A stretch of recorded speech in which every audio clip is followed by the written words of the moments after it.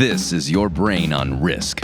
This is Mind Over Money, the podcast where Kevin Cook exposes the psychology of investing. Welcome back to Mind Over Money. I'm Kevin Cook, your field guide and storyteller for the fascinating arena of behavioral economics. In 2017, I learned a little bit about Bitcoin and blockchain, like a little enough to be dangerous. I thought it could be a big force of change in finance and technology, but I didn't really understand how. I even did a podcast episode titled CRISPR or Bitcoin, which is the bigger disruptor? Turns out neither were working for me, so I just stuck with the one area I did understand and had high conviction about, the NVIDIA AI revolution. But I was still watching Bitcoin, like on the edge of my seat during the 2022 bear market, when it looked like Michael Saylor's Bitcoin strategy was about to implode his company, MicroStrategy, because his digital real estate was about to go below his average buy price near 15,000. He had just bought the new highs above 60,000 in 2021.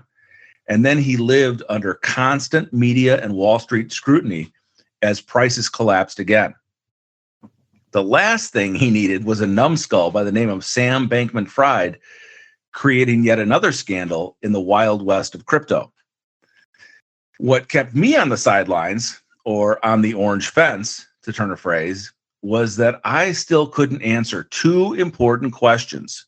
One, how does Bitcoin keep getting hacked, stolen, and lost? And two, how do I know the supply cap of 21 million is real and permanent? When I learned that SBF didn't even read books, it all made sense.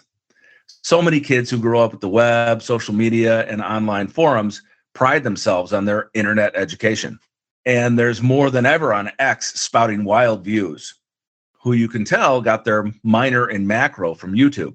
The problem with this approach is that while Bitcoin is a revolutionary financial asset, technology, protocol, network, all these things, it is not completely separate from the traditional finance world that made it possible. And I know that must sound heretical to some Bitcoin maxis listening, but hear me out. How finance works, how derivatives work, how the Black-Scholes option pricing model works, how semiconductors have evolved because of traditional capitalism. All of these areas have created the soil for Bitcoin to grow and develop. Satoshi Nakamoto didn't invent the secure hash algorithm 256 out of thin air. Cypherpunks like Tim May and Hal Finney had been in search of digital stateless private money for decades, until the greatest Anon who ever lived finally found a recipe in 2008. But even as recently as early 2024, I was still on the orange fence.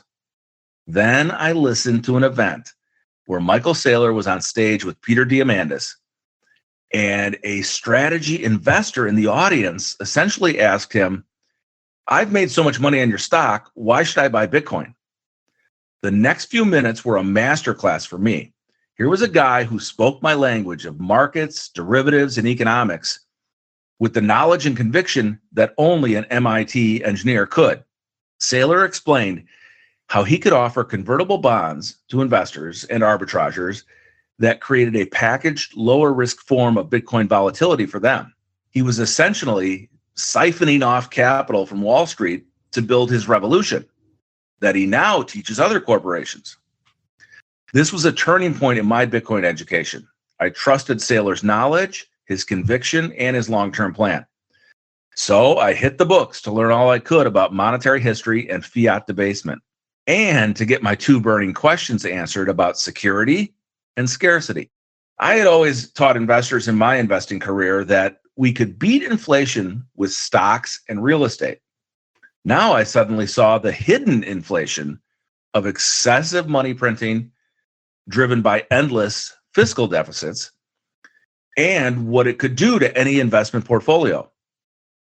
So then I started recommending to investors to at least get started with the iShares Bitcoin Trust ETF, symbol is IBIT, IBIT. And because I looked at it like once you've got some skin in the game, then your interest and your learning curve can really accelerate. It was true for me. I made a presentation to analysts on how Saylor was using convertible debt to create BTC yield. And in October, I published an article that basically said, get ready to go all in because Bitcoin is about to break out above 70,000 and it will go very quickly to 85,000 and then 100,000. Well, that worked, and my followers and I made some dough using some call option strategies. But then things got tricky as Bitcoin stalled again below 100,000. It seemed to me like the nation-state sovereign cavalry was not showing up to send Bitcoin to 125,000, as I had imagined would happen in Q1 of this year. But to this day, my conviction remains that Bitcoin can hit 500,000 in 5 years, say by 2030. And that's only a 38% compound annual growth rate. And there's no reason that Bitcoin shouldn't ascend to a ratio with gold of at least 25% to 50% of gold's current 22 trillion market cap, as it just launched up to new highs of 3,300. In fact, in my October article, I give you 10 reasons without even comparing the two assets. I think they will coexist for some time, just like the US dollar will still be a central part of the global economy in 2050. A link to that article will be in the article version of this podcast on Zacks.com. I also have a special gift if you are just learning about options trading. My PDF called Options Physics 101, Put Call Parity, is the foundation of working with options even before you learn about volatility strategies, Black-Scholes, and the Greeks. So just click on the link in the podcast show notes or email me at kcook@zacks.com.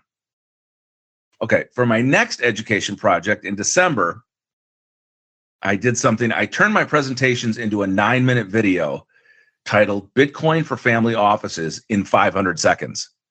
I wanted to encourage busy, high net worth individuals to just give a few minutes to understand why their assets were not entirely safe in the dollar system of stocks, bonds, real estate, and private equity. Again, I'll link to that video or you can email me. Okay, so to wrap up, before we meet our guest, all this traditional finance or TradeFi background is important because my guest is someone who also came from that world. So he understands the ins and outs of financial asset services and custody. And he and his company are doing vital structural planning for high net worth investors who want help acquiring and securing their Bitcoin. Trey Sellers has worked for Deloitte, Goldman Sachs, and MetLife, where he specialized in technology consulting and back office systems. He is now a vice president of sales for a company called Unchained. Unchained offers a suite of financial and custody services designed to, in their words, protect your Bitcoin with cold storage that you control. And their clients get access to other services, including trading, inheritance planning, loans, and Bitcoin IRAs. Unchained helps thousands of individuals and businesses by securing nearly 10 billion worth of Bitcoin. Now, if you don't consider yourself high net worth, don't worry, because I'm not either. We're still going to learn a lot about the Bitcoin investment frontier from today's conversation with Trey. And these things will apply to you as you build your own family legacy and inheritance plans. You should take away key questions that you can ask your financial advisors about Bitcoin and your own family office. And if you are not familiar with terms like on-chain, self-custody, cold storage, and how Bitcoin can be used for loans and in IRAs, again, I've got you covered.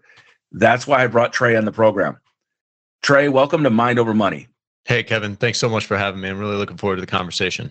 Now, I definitely want you to help us understand all that terminology I just threw around and how Unchained helps their clients navigate their Bitcoin legacy. But first, I want to hear your story of how you discovered Bitcoin for yourself and decided to build a career around it. Yeah, I first heard about Bitcoin quite a while ago. It was 2011, I believe. And I was working at Goldman at the time. I have this vivid memory of being in the gym in the Goldman Sachs building in Jersey City, sitting under a squat rack and listening to a internet radio show called Free Talk Live. And I have a little bit of a libertarian bent, and this was at the time just libertarian money, and I thought that was very interesting. that they were talking about it on this. It wasn't interesting enough for me to actually do the intellectual work of understanding what it was or how to get a hold of some, which is very regretful to this day. As you know, the price is a little bit higher than it was. I think it was maybe $10 or something like that per Bitcoin at the time. And now we're looking at $95,000 Bitcoin. So quite a bit of opportunity cost lost by not having that intellectual curiosity. But a few years later, about 2014 or so, I started buying a little bit of Bitcoin. It stayed on my radar. And, I still didn't really understand it, still didn't really understand the value proposition of it, or why I should care about it, or why the world would care about it, why there would be this wave after wave of adoption and starting to push into the institutions and now governments getting involved. It was really just kind of this plaything that I thought, okay, I might as well throw a little bit of money at it and see what happens.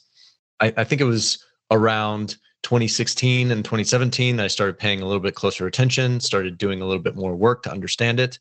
And then by 2018, 2019, I was kind of fully down the Bitcoin rabbit hole, as they say, which is very, very deep.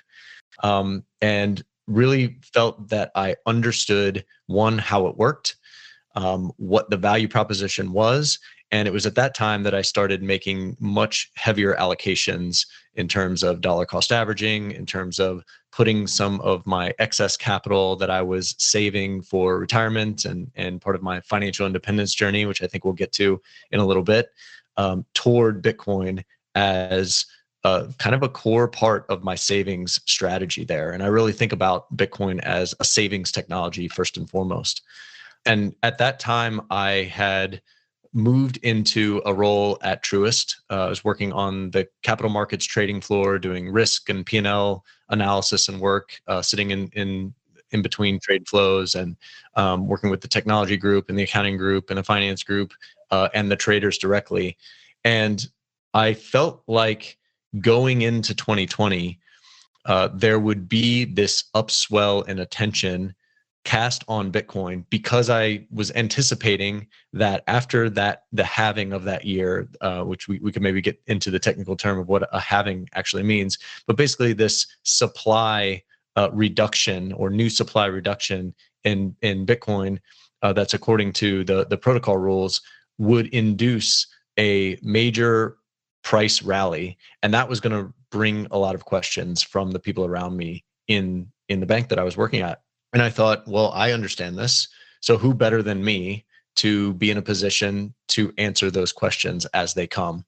And so I put together a presentation, a deck that I called Bitcoin for Bankers. And it was really taking the view of Bitcoin from what I thought would be relevant to the people around me, which is, well, why should you care? Because your clients are going to care. They're going to be asking you about it. And you probably want to have some type of an intellectual response to those questions, even if you're not necessarily recommending that they pursue it.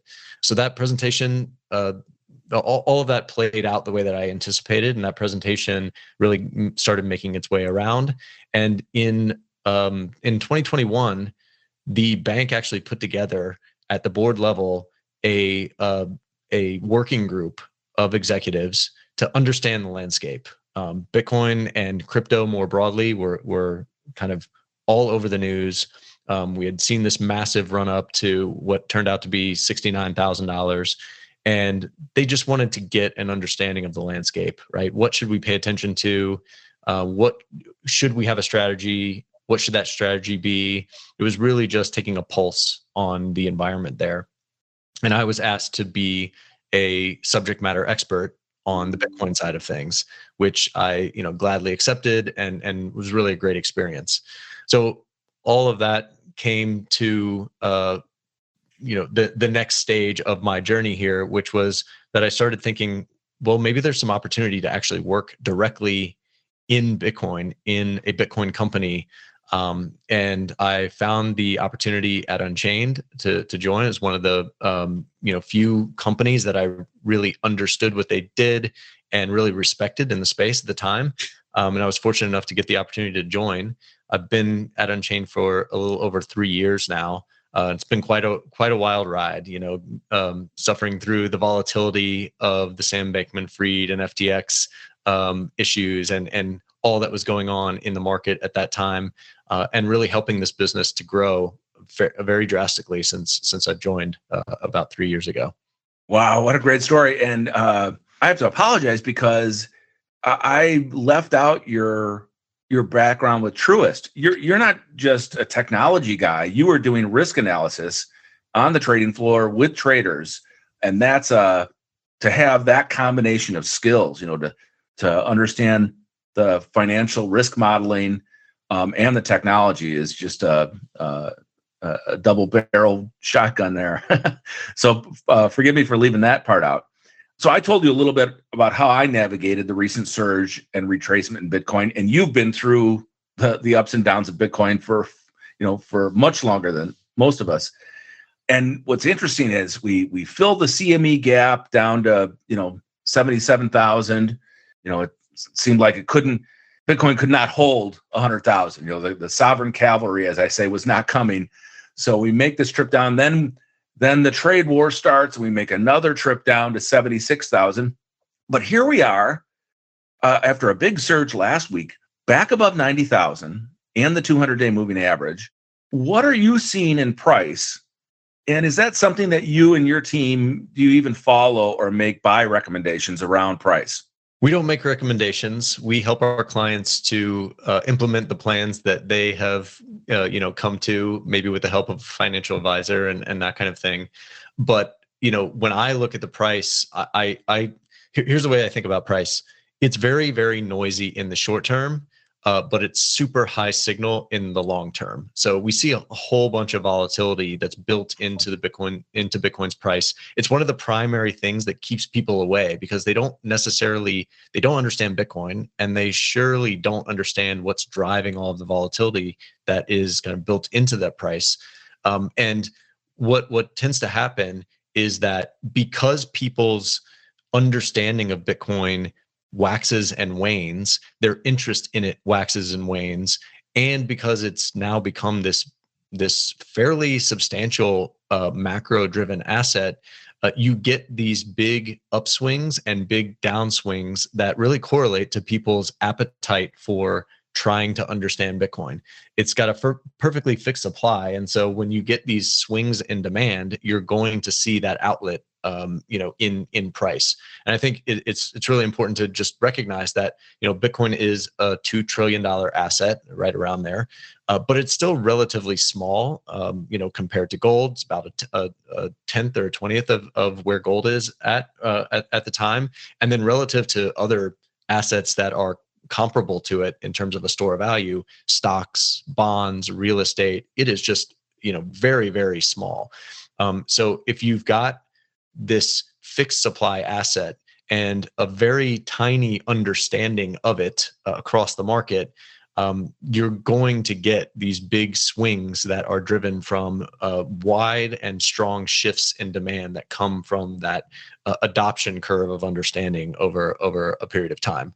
When I look at the price right now, I think it's been incredibly resilient, actually. If you go back to late last year, the NASDAQ is off, or was off at one point, 30% or something from the top. If you had told me a year ago that the NASDAQ was going to drop by 30% in a matter of a week or something, with all of this macro headwinds and turbulence and all of the headlines that we've seen, I would have expected a much bigger drawdown in Bitcoin. And it's actually held in pretty well relative to what's been going on. You're starting to kind of see this narrative underpinning the market that is Bitcoin is a volatile store of asset, and perhaps it is actually a hedge or a place that you can run to in periods of macroeconomic volatility and uncertainty. And I would argue that Bitcoin is actually the most certain asset on the planet. We can talk about how we know that, and I think that alludes to your question about, how do we know there's only going to be 21 million Bitcoin? But that certainty there actually provides a refuge for people to run to when they are very uncertain about what the macroeconomic environment is going to bring them in the near future. Yeah, I agree with you that it's held up extremely well given, what's gone on in the month of April in equity markets and bonds and the dollar, although a lower dollar is probably helping Bitcoin. So you're familiar with somebody named Parker Lewis, and he's sort of a Bitcoin celebrity. And he was actually with Unchained for a few years. And I know you guys are still close. He wrote the 2023 book, Gradually, Then Suddenly, which kind of describes what you're talking about. It's like, Bitcoin, before you know it, Bitcoin could be, trading for 150,000 just because it suddenly happens. And I actually just downloaded a copy of his book. It's pretty interesting. I recently saw a video clip on the Unchained X feed that was really compelling. It was just a clip. Parker did an event called Bitcoin Not Crypto. And I think it was with an actual co-founder of Unchained. And it's this 3-part masterclass. I haven't watched it all, but they did it at the University of Austin. And he said something that really struck me, which ties into the scarcity. He said, if Bitcoin credibly enforces its fixed supply, and what bothered me was the word if. And so can you explain the context that he was talking about that in? Yeah, Parker, I worked with him for a couple of years here at Unchained. He's definitely been a major influence on a lot of people in the space. Michael Saylor even mentioned him and his work with Gradually Then Suddenly back in 2020 as he was revealing to the market how he came to view Bitcoin as the ultimate, apex predator of assets. What Parker is saying when he says, if Bitcoin credibly enforces its fixed supply, is not that he doesn't believe that it does. It's that when people are new to looking at Bitcoin, they have these questions. You had that question. How is Bitcoin's fixed supply actually enforced? And if you're looking at this with kind of fresh eyes and new to understanding how Bitcoin works, that is a question that's in a lot of people's minds. So if you can answer that question, if you can be convinced that Bitcoin can credibly enforce its fixed supply, then it sets it apart from all of the other assets that are out there that you could choose to store your value in.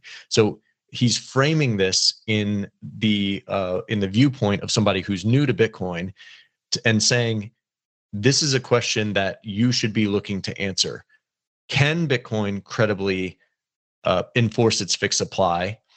How does that work? And if you can answer that question for yourself, if you can gain that understanding, you will kind of turn the corner in terms of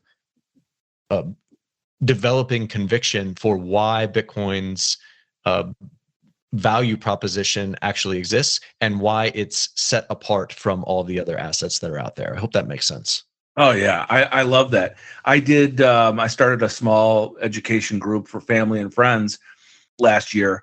And these are not traditional finance people. So they're not even that savvy with stocks and real estate.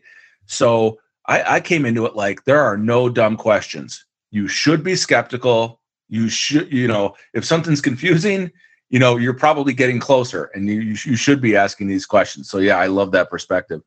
Okay. The name Unchained seems to me like a play on the concept of getting your Bitcoin off chain. I don't know if that's accurate, but can you explain to our listeners what those terms mean? And then the next steps with things like self-custody and cold storage? Yeah, well, one of the major benefits of holding Bitcoin is not just that you are holding an asset that cannot be debased by anybody. That goes back to this 21 million and if the supply is credibly enforced, but also that you can control it directly without any counterparty risk, without relying on a custodian directly if you choose. You have the ability to do that.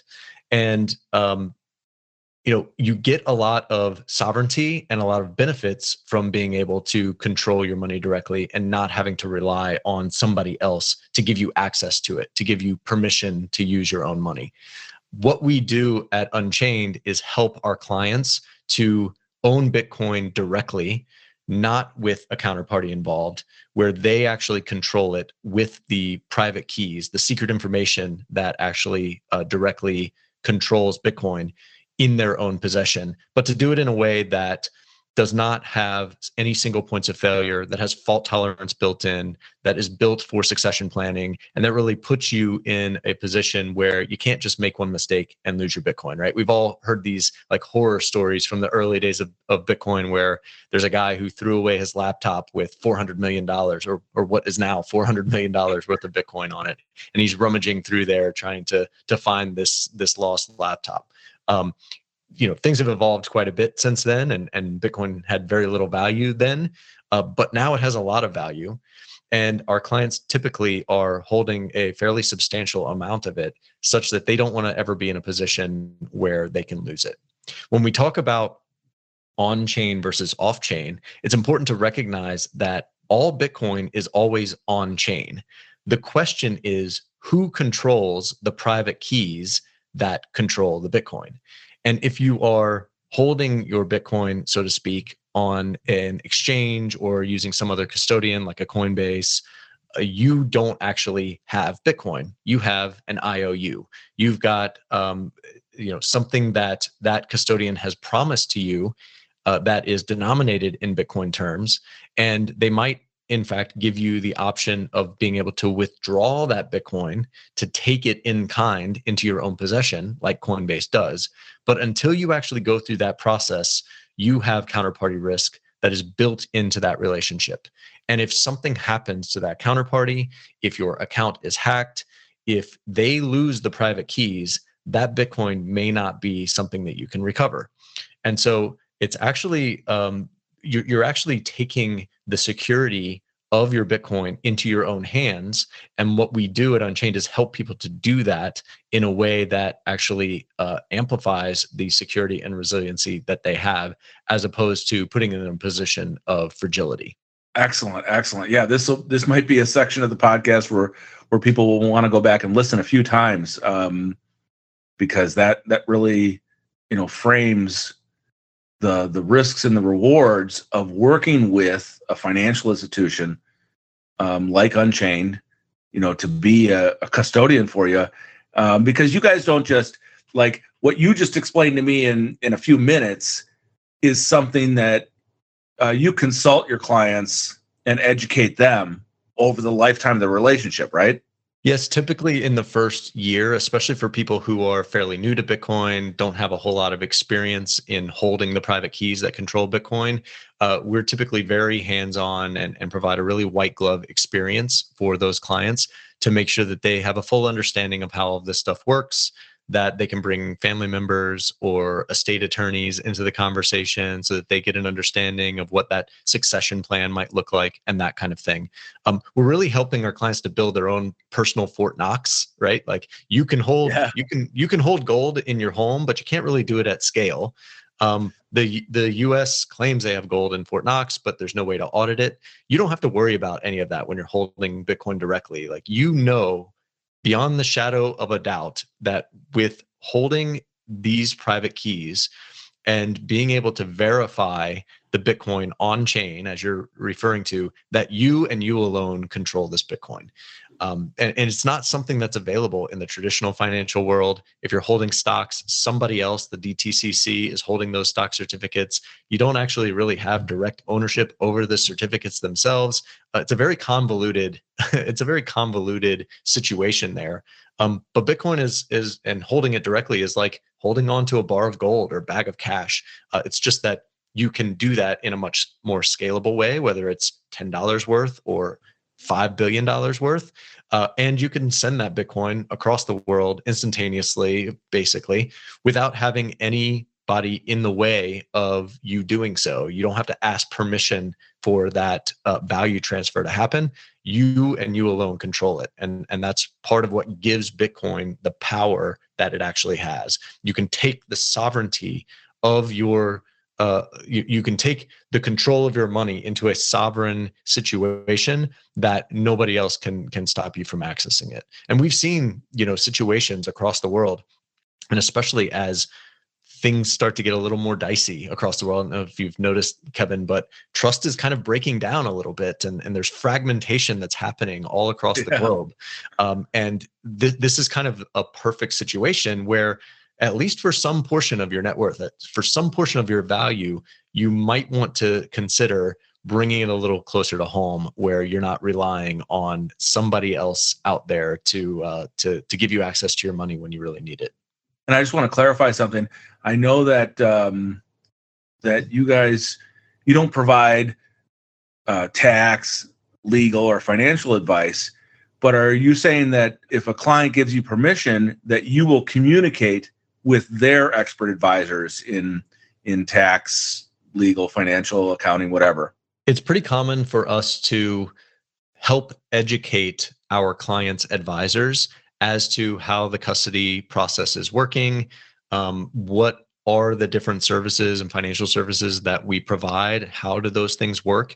We don't give, financial, tax, or legal advice in any way, shape, or form. That is the domain of their advisors, but we can certainly help to educate them as they're coming up the learning curve of this process, so that they can be in a better position to educate their clients from that perspective. Yeah, that's fantastic, because a high net worth individual might feel alone. They're asking you the questions, but then they go back and ask their advisors the questions. So to have that sort of three-legged stool of people communicating is awesome. Yeah, there's another thing here too, is that a lot of financial advisors specifically, they're a little bit wary of their clients pulling assets out of the traditional financial system that they have a lot of visibility into and control over, and then putting it into Bitcoin, where they may not understand it. They may not, have the ability to see it and control it in the way that they can with, the stock portfolio or bond portfolio that their clients have.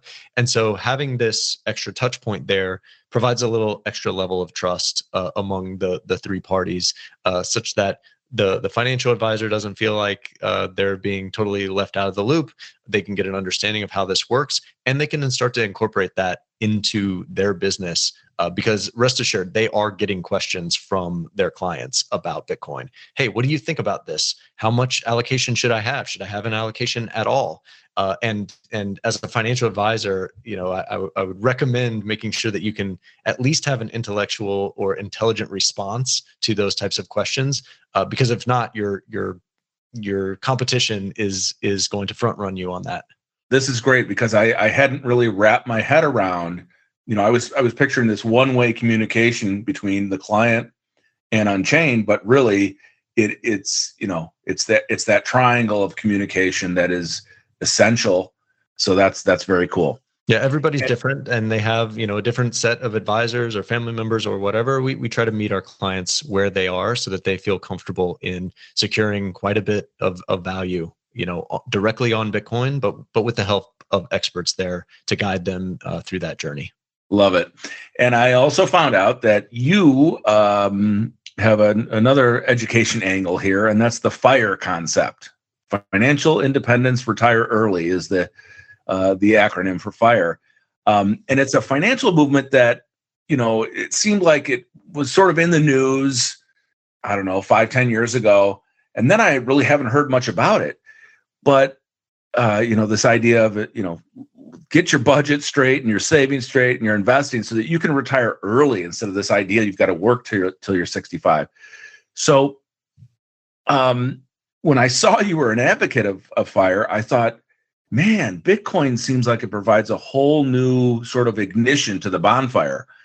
So tell us how you incorporate the ultimate freedom asset, Bitcoin, with that independence planning philosophy of FIRE.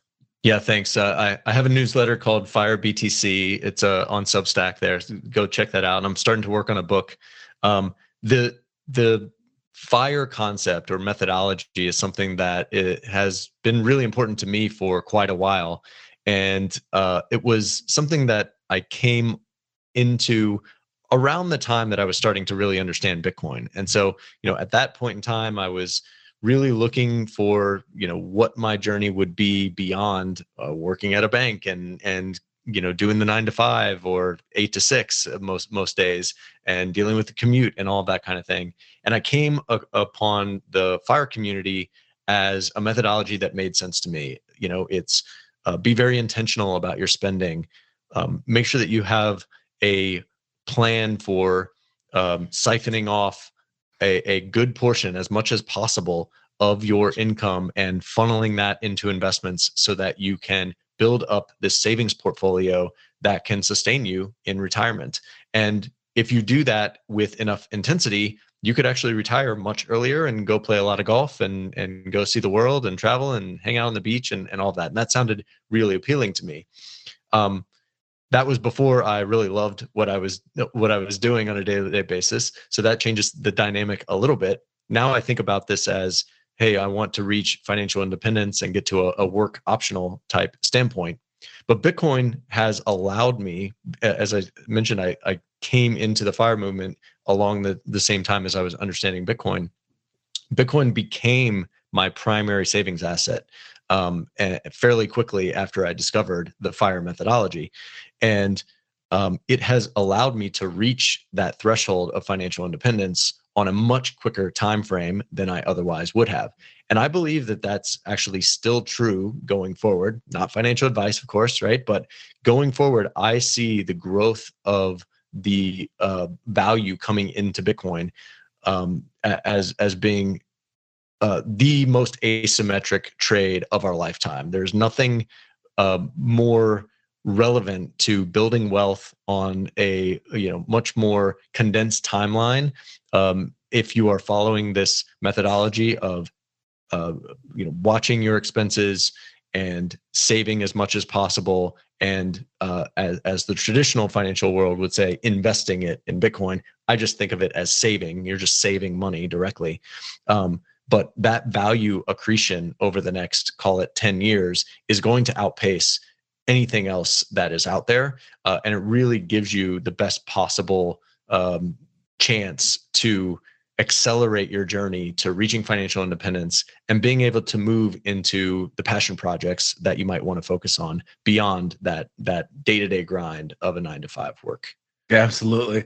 Yeah, a Bitcoin influencer the other day on X, he asked the question, what's more important than Bitcoin? And it seemed like, okay, this is a young person, maybe he's single, maybe he's got kids, I don't know. But I said, you know what? You know what's more important than Bitcoin? It's what you do with it, right? It's just, it's a vehicle to bless other people is the way I look at it.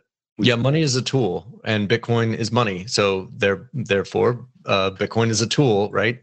Just like anything else, to reach the more lofty goals that you might have for yourself and your family and the next generation. Even if a lot of people kind of think very long term in both the FIRE community and in the Bitcoin community.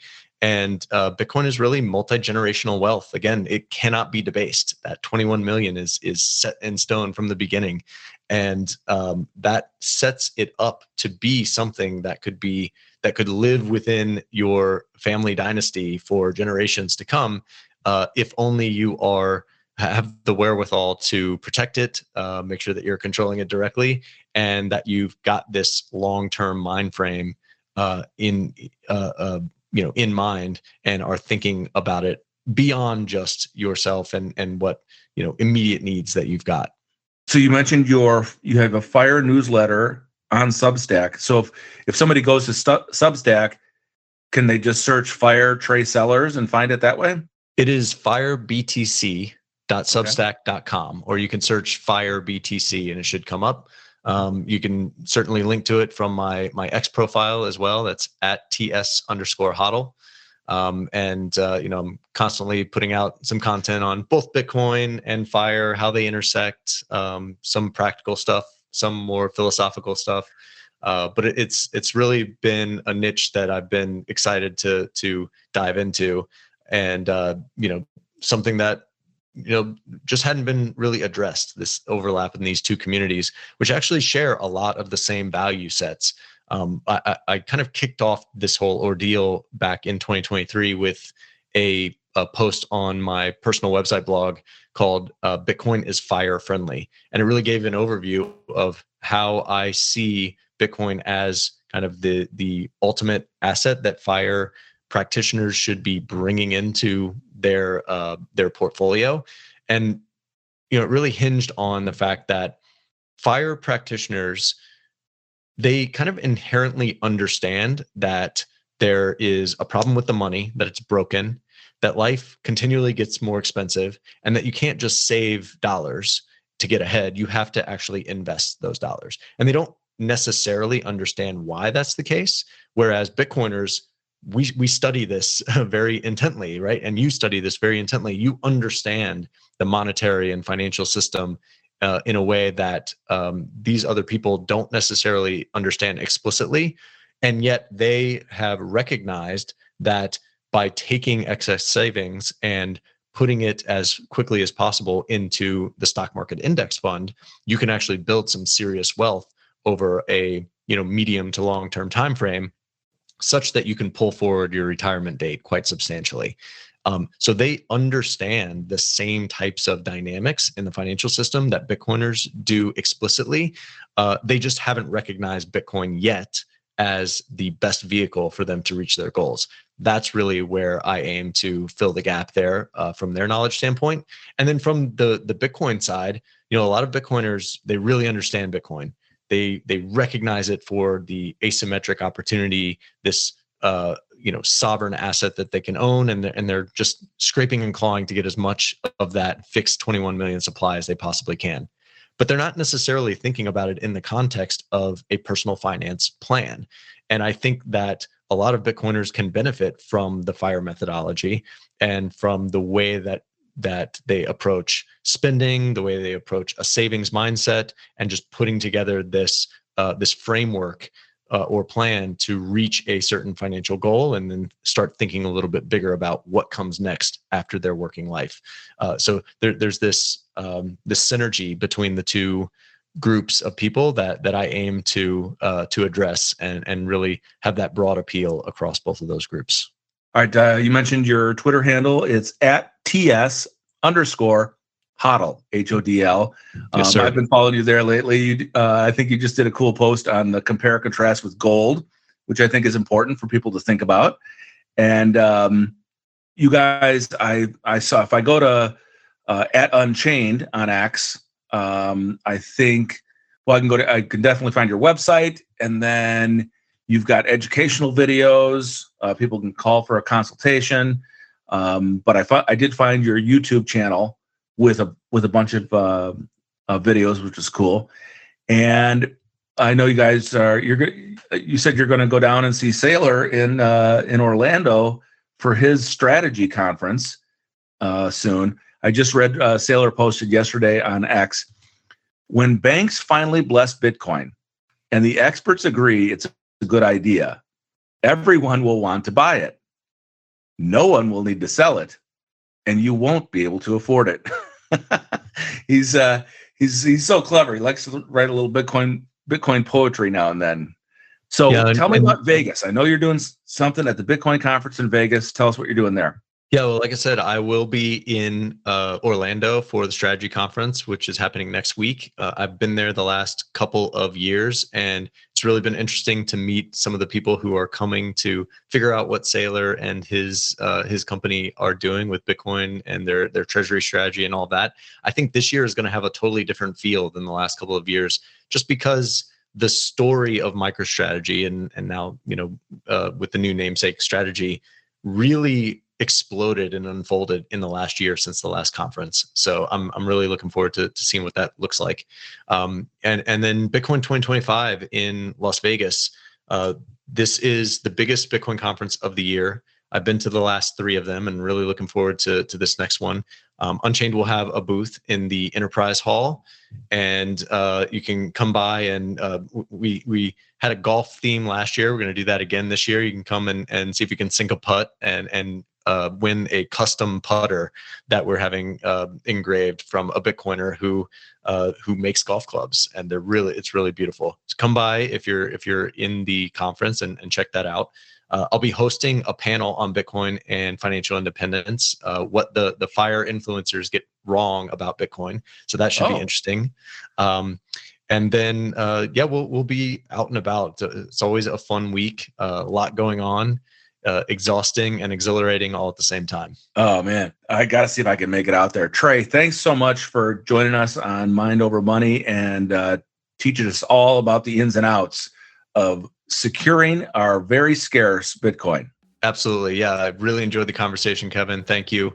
If anyone wants to have a conversation or reach out, feel free to DM me on X at @TS_HODL. Check out my newsletter, firebtc.substack.com, and look forward to the next time. Thanks, Trey. This material is being provided for informational purposes only, and nothing herein constitutes investment, legal, accounting, or tax advice, or a recommendation to buy, sell, or hold a security. Do not act or rely upon the information and advice given in this podcast without seeking the services of competent and professional legal, tax, or accounting counsel. Publication and distribution of this podcast is not intended to create, and the information contained herein does not constitute an attorney-client relationship. No recommendation or advice is being given as to whether any investment or strategy is suitable for a particular investor. It should not be assumed that any investments in securities, companies, sectors, or markets identified and described were or will be profitable. All information is current as of the date herein and is subject to change without notice. Any views or opinions expressed may not reflect those of Zacks Investment Research as a whole.